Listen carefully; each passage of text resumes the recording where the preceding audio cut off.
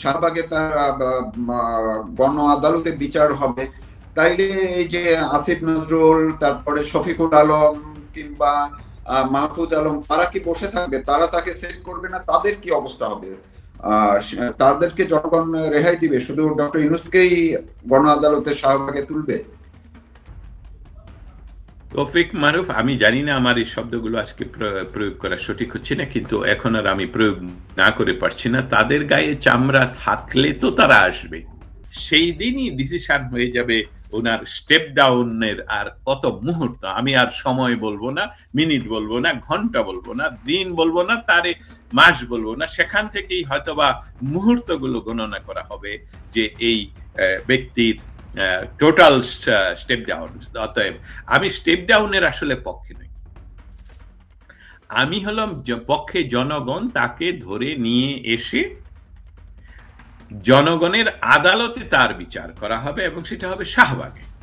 আপনারা কেউ ওনার গায়ে হাত দেবেন না, আমরা তার সঠিক জাস্টিস তাকে সার্ভ করব, কিন্তু সেই সার্ভের আগেই তো সে যেটা স্টেপ ডাউন এন্ড পালিয়ে যাওয়া, রাষ্ট্রকে খেপিয়ে তোলা। আপনি যখন রাষ্ট্রকে খেপিয়ে তুলবেন তখন অনেক বড় সমস্যা দেখা যায়। আমি সেটা একটু বিশ্লেষণ করতে হবে এই কারণটা।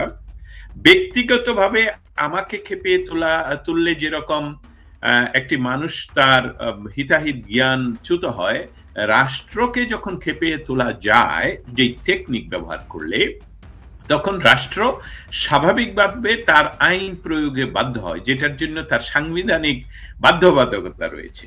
রাষ্ট্রের সম্পত্তি আপনি যদি আক্রমণ করেন আর পুলিশ সেখানে বাধা না দেয়, আর পুলিশকে আক্রমণ করলে পুলিশ যোদ্ধাদের গুলি করার অধিকার রয়েছে, এসবগুলো আইনসম্মত। অতএব এই স্টেপগুলো যদি রাষ্ট্র গ্রহণ না করে, তাহলে রাষ্ট্রের যে সার্বভৌমত্ব, দেশ চালানোর যে আমি বলবো ক্ষমতা, সেটা নষ্ট হয়ে যায়। তখন রাষ্ট্রের মানুষগুলো আর সেই সরকারকে, সেই সরকারের পুলিশ বাহিনীকে, নিরাপত্তা বাহিনীকে আর মর্যাদা দেয় না, সহজ বাংলায় আর ভয় পায় না। তখন তারা অপরাধে লিপ্ত হয়, যেই কাজটা তারা করেছে অ্যাকচুয়ালি। অতএব বিশ্ব ব্যবস্থা, যেমন আমরা আপনার প্রশ্নের উত্তরে আমরা যেতে পারি যে 5 জুলাই অগাস্ট মাসের আন্দোলনের ঠিক আগেই বিশ্বে যে সকল জায়গায় প্রধানমন্ত্রী শেখ হাসিনা গিয়েছেন, এমনকি তৎকালীন যুক্তরাজ্যের প্রধানমন্ত্রী শেখ হাসিনা বসা ছিলেন চেয়ারে, আর তিনি মাটিতে হাঁটু গেড়ে তার সাথে মাথা সমান করে কথা বলার জন্য উনি হাঁটু গেড়ে বসেছিলেন। এটা মাত্র কিছুদিন পূর্বে, গত 24 সনের। এই বিষয়গুলোকে যদি আপনি একটি জায়গায় নিয়ে আসেন, তাহলে সকলের কাছে এটা ছিল একটি বিরাট প্রশ্নবোধক চিহ্ন। আসলে বাংলাদেশে কি ঘটলো যে শেখ হাসিনাকে এইভাবে পুশ করে ভারতে বাংলাদেশের সশস্ত্র বাহিনী তাদের নিজস্ব পরিবহন, এই কথাগুলো কিন্তু বলতে হবে। কে পুশ করেছে? পুশ করে বাংলাদেশের সশস্ত্র বাহিনী তাদের নিজস্ব পরিবহনে ওনাকে বাংলাদেশে তাদের কোথাও সেফ জায়গায় না রেখে তারা ভারতে দিয়ে আসছেন।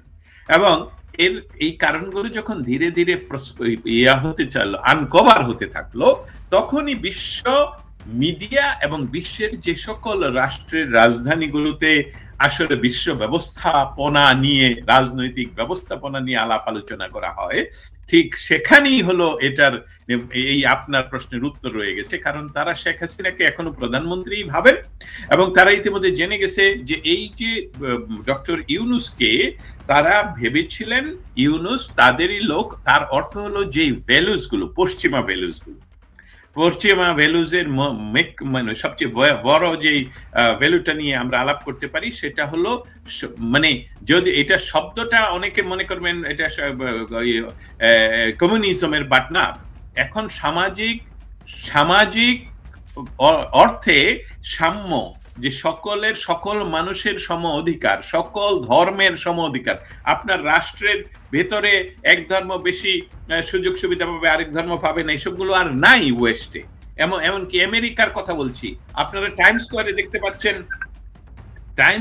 দেখতে পাচ্ছেন আপনারা নামাজ হচ্ছে, পূজা হচ্ছে টাইমস স্কোয়ারের মতন জায়গায়। অতএব কেউ যে, এবং ওয়াশিংটন ডিসিতে এক সময় আমার যেটা, আমার এখন দিনটা মনে নেই, ঘন্টা মনে নেই, আমি উদাহরণটা দিই, কোনো একটা কারণে ওয়াশিংটন ডিসির সবচেয়ে বড় মসজিদে কনস্ট্রাকশনে ছিল, সামথিং লাইক দ্যাট। তারপর দেখা গেল যে সেই নামাজের আয়োজন, জুম্মার নামাজের আয়োজন করা হলো সবচেয়ে বড় যে চার্চ এখানে, সেই চার্চের ব্যবস্থা করে দেওয়া হলো। এইসবগুলো হলো ভ্যালুস, যেসবগুলো পশ্চিমারা।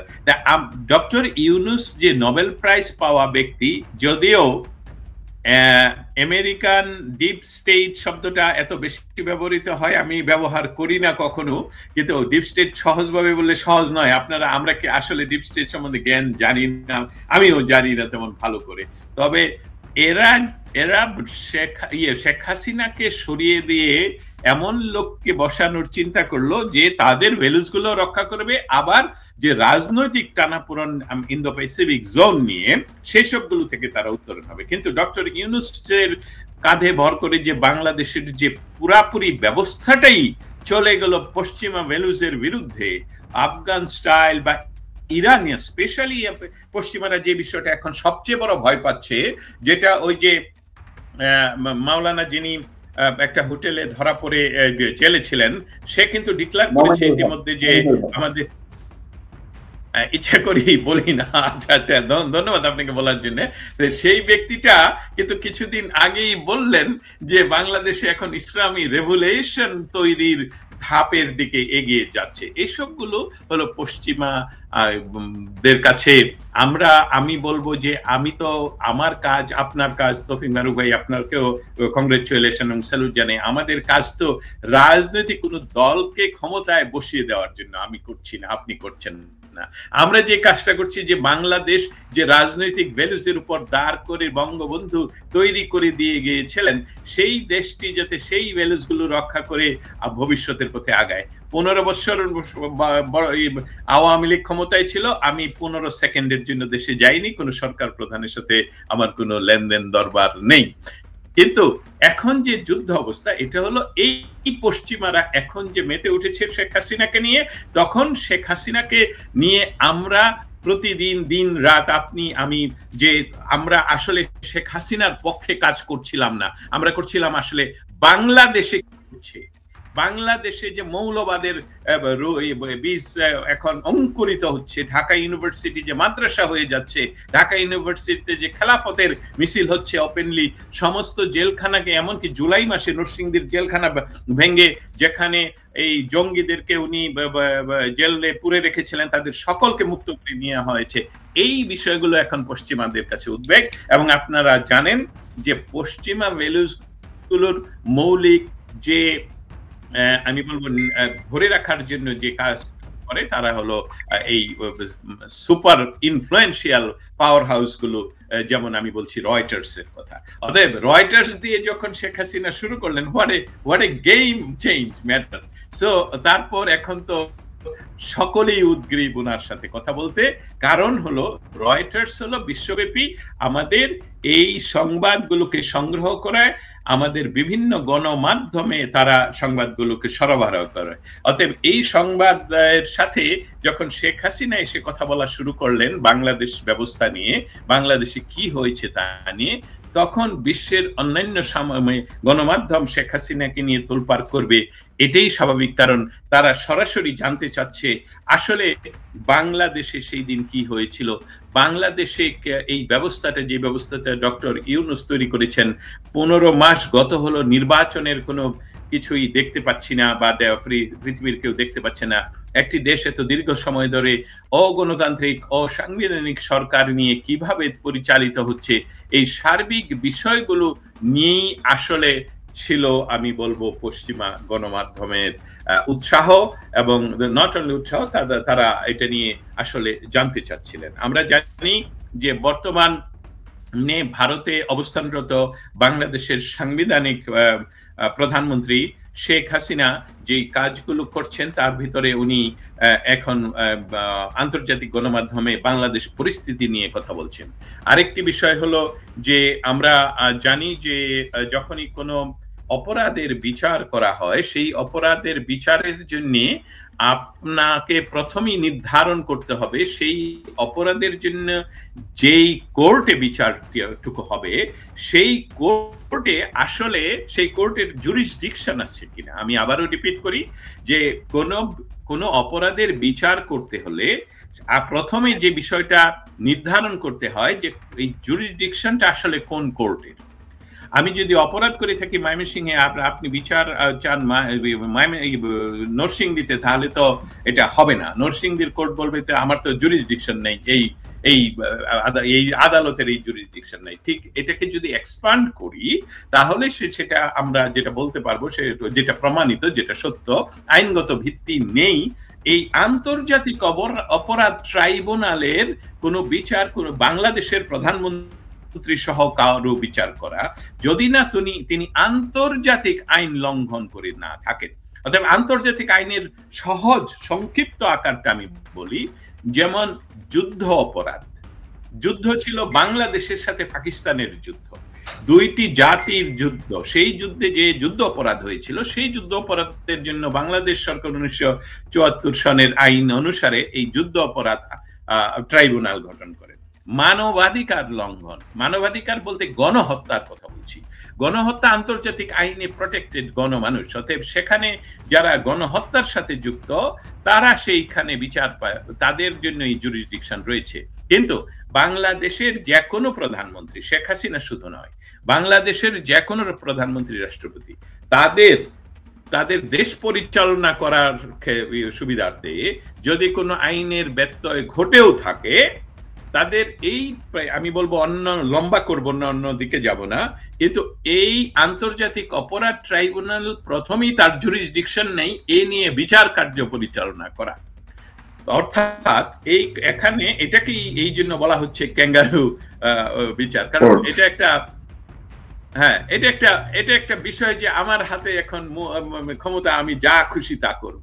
তারপরের ঘটনাগুলো আপনি নিজে জানেন যে সেখানে তার সরকার কর্তৃক নিয়োগপ্রাপ্ত আপনি নিয়োগপ্রাপ্ত তারা সে অ্যাডভোকেট বা ওনার কৌশলী, সে তার ভিডিওতে অনলাইনে আমরা দেখতে পাচ্ছি। অতএব এই বিচারে কি হবে না হবে এটা তো আমরা আগেই জেনে গেছি। অতএব এটা একটা প্রভাব। যে আমি এই জায়গাটিতে যে দুঃখিত, মাঝখানে আমার একটু টেকনিক্যাল একটু সমস্যা হয়েছিল, কিন্তু আপনাকে ধন্যবাদ যে আপনি আপনার কথা দর্শক ঠিকই শুনতে পাচ্ছিলেন।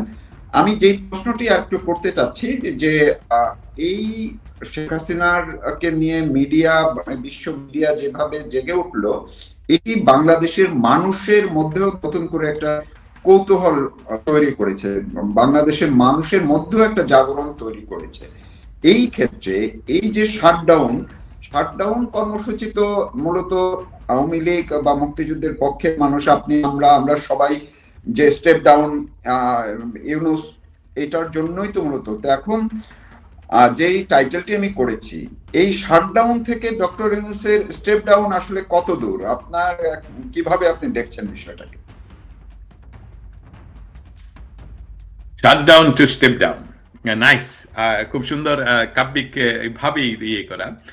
আমরা বিষয়টাকে একটু অন্যভাবে দেখব। সেটা হলো যে 14 মাস ব্যাপী বাংলাদেশে বর্তমান অসাংবিধানিক সরকার যে দমন নিপীড়ন চালাচ্ছেন, বাংলাদেশ আওয়ামী লীগের সমস্ত কার্যক্রম বন্ধ করে দিয়ে, তাদের ভাষাই বললাম, আসলে মৌলিকভাবে আওয়ামী লীগকে নিষেধ করে দিয়ে, সেটা হলো যে বাংলাদেশের গ্রামে, অন্ততপক্ষে নরসিংদীতে আমাদের গ্রামে বলা হয় মরা রে মারো কেন, উত্তর ছিল নরে কেন।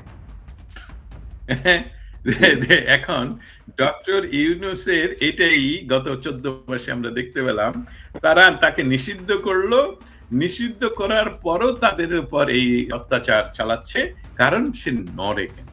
অতএব দেয়ালে যখন পিঠ থেকে যায়, বাংলাদেশের একটি আকুতি ছিল সাধারণ মানুষের, শেখ হাসিনার ম্যাজিক শব্দটা আমি ব্যবহার করলাম আজকে।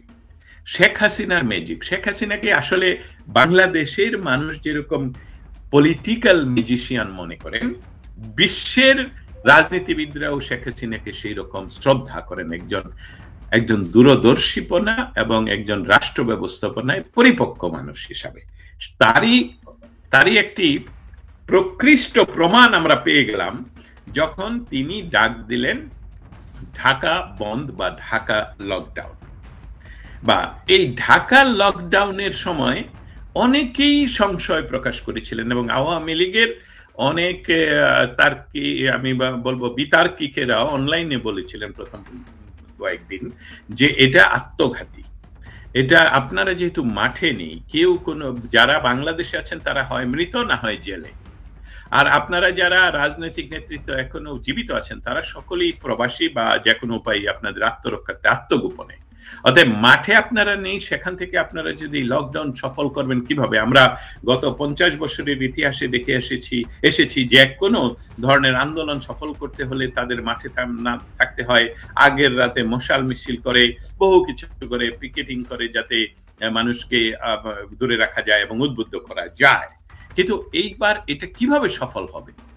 ম্যাজিকটা হলো এই যে আমরা কিন্তু দেখলাম মাঠে কোনো পিকেটিং নেই, কোনো ধরনের মশাল মিছিল ছিল না আগের রাতে, কিন্তু সারা বাংলাদেশে কি জানি ছিল লকডাউন ঢাকা।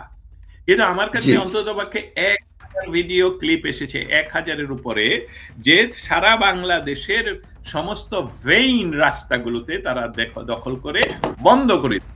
অতএব এই যে ম্যাজিক, এটা শেখ হাসিনা যেরকম কালকে বঙ্গবীর কাদের সিদ্দিকী বললেন যে আমি তো অনেক পরে বুঝতে পারলাম যে শেখ হাসিনা যেটা বহুদিন আগেই বুঝলো ডক্টর ইউনূস কত খারাপ মানুষ, হ্যাঁ আমি তো সবার শেষে বুঝলাম।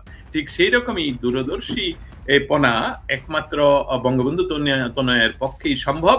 এবং যেই ম্যাজিক, যেটা আমরা দেখতে পেলাম যে ওনার ডাকে বাংলার সাধারণ মানুষ যেভাবে সাড়া দিয়েছে, অতএব আগামীতে যে কমপ্লিট শাটডাউন অফ বাংলাদেশ, যেটা 16 এবং 17 তারিখের কথা বলছেন, 17 তারিখে যে তথাকথিত বিচারের রায় ঘোষণা করার কথা বলছেন, আমার মনে হচ্ছে সেই দিনই ডিসিশন হয়ে যাবে ওনার স্টেপ ডাউনের। আর কত মুহূর্ত, আমি আর সময় বলবো না, মিনিট বলবো না, ঘন্টা বলবো না, দিন বলবো না, তারে মাস বলবো না, সেখান থেকেই হয়তোবা মুহূর্তগুলো গণনা করা হবে যে এই ব্যক্তির টোটাল স্টেপ ডাউন।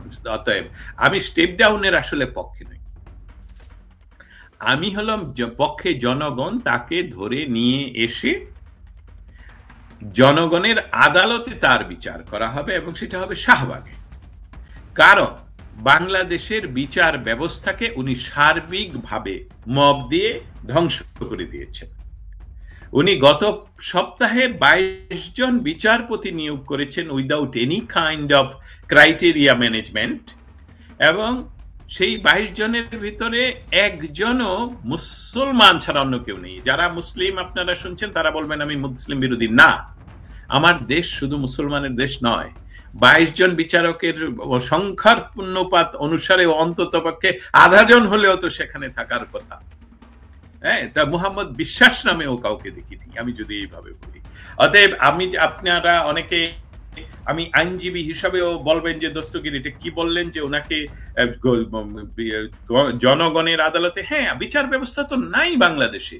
সেটাকে যখন বঙ্গবন্ধুর অনুসারী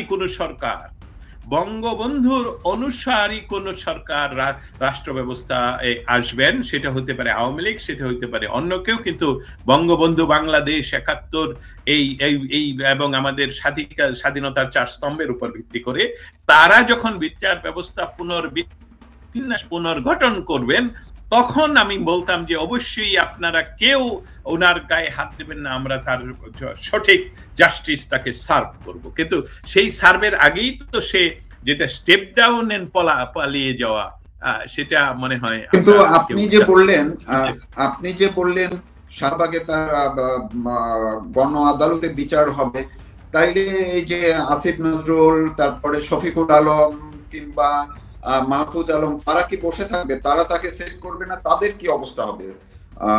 তাদেরকে জনগণ রেহাই দিবে? শুধু ডক্টর ইউনূসকেই গণ আদালতে শাহবাগে তুলবে? তৌফিক মারুফ, আমি জানি না আমার এই শব্দগুলো আজকে প্রয়োগ করা সঠিক হচ্ছে না, কিন্তু এখন আর আমি প্রয়োগ না করে পারছি না। তাদের গায়ে চামড়া থাকলে তো তারা আসবে, তাদের অবস্থান তারা তাদের অবস্থান যদি ঠিক থাকে তখন তো তারা আসবে। এই যে মোহাম্মদ নজরুল ইসলাম, যাকে আসিফ নজরুল হিসাবে আমরা এখন চিনি, উনি নাকি আইন শাস্ত্রের পড়াশোনা করে। আমি ওনাকে অনেকবার আহ্বান করেছি, এখনো আমি চ্যালেঞ্জ করি, আপনি আমার সাথে আসুন, কথা বলুন। আইন শাস্ত্র নিয়ে যদি আপনি ছাত্রদেরকে বুঝান, তাহলে আপনি যখন বাংলাদেশের মন্ত্রী পর্যায়ের উপদেষ্টা, তখন কি করে একজন মানুষ বিনা বিচারে 14 মাস জেলে থাকতে পারে? এটা তো পৃথিবীর 3টি বড় বড় আইনের culture, common law, Roman law and শরিয়ত। কোন আইনের কালচারিতে হয় বিচার, আপনি জাস্টিস, আপনি তাকে সার্ভ করুন, না হলে তাকে মুক্ত করে দেন। আর যে সকল ব্যক্তিরা, আমি বলবো স্পেশালি আমাদের কলিগেরা, আমাদের সাংবাদিক যারা সিনিয়র, যাদেরকে দেখে দেখে আমরা সাংবাদিকতা শিখেছি, তাদেরকে 14 মাস ধরে জেলে পুরে রেখে বিনা বিচারে আপনাকে বলছেন যে আপনি আইন শাস্ত্র নিয়ে পড়াশোনা করেন। অতএব ওনাদের যদি চামড়া জীবিত থাকে তাহলে আসবেন তো ডক্টর ইউনূসকে রক্ষা করতে। হ্যাঁ, ডক্টর ইউনূস, আমি এই বিশ্লেষণটা আরেকটু গভীর করতে চাই এই জন্য যে ডক্টর ইউনূসের পরিণতি কি হবে। ডক্টর ইউনূসের স্টেপ ডাউনের পূর্বেই হয় উনি যে কোনো উপায়ে আমেরিকার সহযোগিতা চাইবেন। আমার মনে হচ্ছে বর্তমান যে সবচেয়ে পপুলার আমেরিকান প্রেসিডেন্ট, উনাকে ইতিমধ্যে সিগন্যাল দিয়েছেন, যেটা বলেছে আমাদের তুলসী গাবার্ড, যে আমরা রেজিম চেঞ্জের নীতিতে আমরা নেই। সেখানে কিন্তু অনেকটাই আমি মনে করি এটার অ্যাটলিস্ট 10 to 15% এই সিগন্যালটুকু বাংলাদেশের জন্য।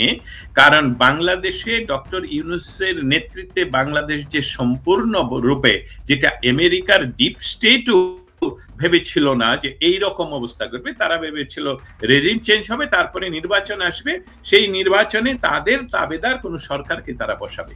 কিন্তু ডক্টর ইউনূস যে নিজেই এই ক্ষমতা পরিপক্ক করার জন্য সমস্ত যেটা আমেরিকান বিরোধী, আমেরিকান স্বার্থ বিরোধী, যখনই কেউ বলে যে, আমি বলছি ইসলামী জঙ্গি গোষ্ঠীগুলো, তারা কিন্তু এই ধরনের করে, তারা দোয়া করে যে আল্লাহ তুমি আমাকে আমেরিকার ভিসা করে দাও। তারপরে আমেরিকার ভিসা হলে সে মোনাজাতে আল্লাহকে ধন্যবাদ দিয়ে সে আমেরিকাতে এসে প্রথম মসজিদে গিয়েই আবার বললে, আল্লাহ তুমি এই কি জানি বলে যাদেরকে জাহিলিয়াত বা কি এই যাদেরকে বলা হয় আর কি, যে কি জানি অন্য ধর্মের মানুষদেরকে যে গালি দেওয়া হয়, এই নাস্তিক, নাসারা, এই দেশকে তুমি ধ্বংস করে দাও।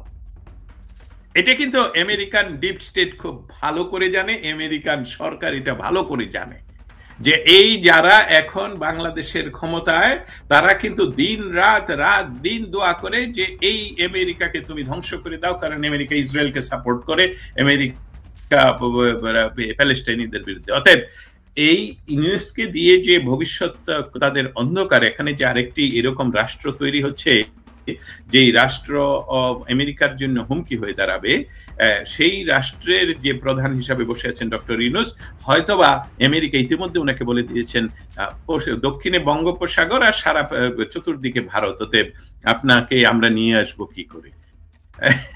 সেই জন্য এখন ডক্টর ইউনূসের মুখ থেকে কিন্তু আর কোনো শব্দ হয় না যে আমরা ভারতকে কি জানি অশান্তিতে রাখবো, এরকম কিছু বলা হচ্ছে না। জি।